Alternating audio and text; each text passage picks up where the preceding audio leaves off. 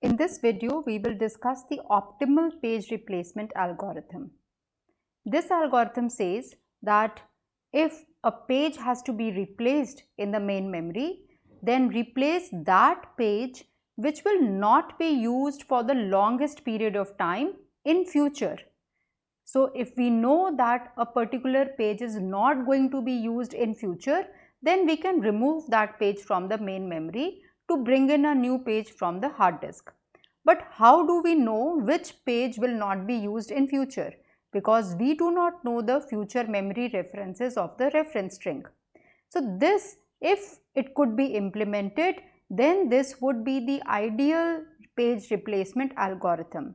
So this page replacement algorithm is actually used for evaluating how well the other algorithms are performing. So if we are implementing the FIFO page replacement algorithm, or we are implementing an LRU algorithm, or coming up with a new page replacement algorithm, then it can always be compared with the optimal page replacement algorithm to see whether our new algorithm or an existing algorithm is performing well or not. So let's say we know the reference string, and this reference string is given over here, and these are referring to the page numbers, and we have a memory with 3 frames.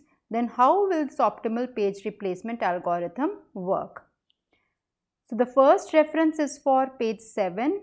So page 7 is brought into the main memory, and this is a page fault. We are assuming that there were no pages in the main memory initially.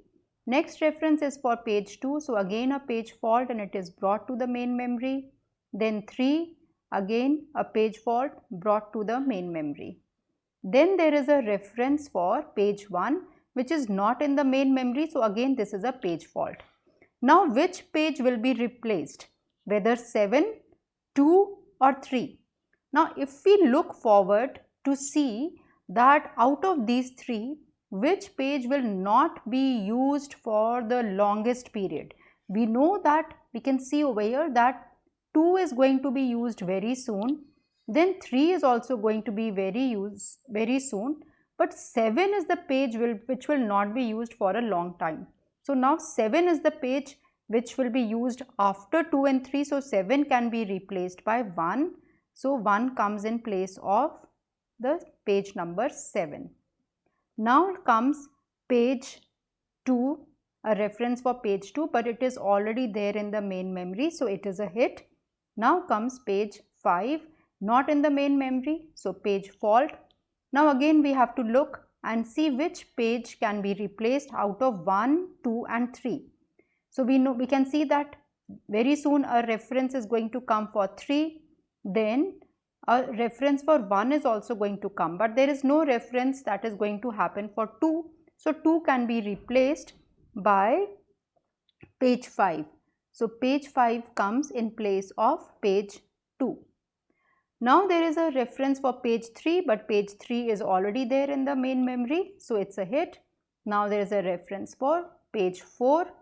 If we look again, out of 1, 5 and 3, 1 will be used here and 5 will be used here, but 3 will not be used. So now 3 will be replaced by page 4, which had caused a page fault. So we have 4, 5 and 1. Next is a reference for page number 6. So page number 6 is also going to cause a page fault, and we have to replace either 1, 5 or 4. 1 is going to be referred soon, 5 is also going to be referred soon, but 4 is not needed. So 4 can be replaced by page number 6. So this has caused a page fault again. Next reference is for page 7. Again, out of 1, 5 and 6, which page should be replaced? So we know that 7 will cause a page fault, but now out of 1, 5 and 6, 1 will be used recently, 5 will also be used recently, but 6 is the one which will be used latest of them all. So 6 can be replaced by page number 7. Now again there is a reference for page 7 which is already there in the main memory, so it's a hit. Now again a page reference for 1, again it is there in the main memory, so again a hit. Now a page reference for 0. Now checking that 0 has caused a page fault. Out of 1, 5 and 7, we can see that 1 will not be used for the longest period, or it is not being used at all.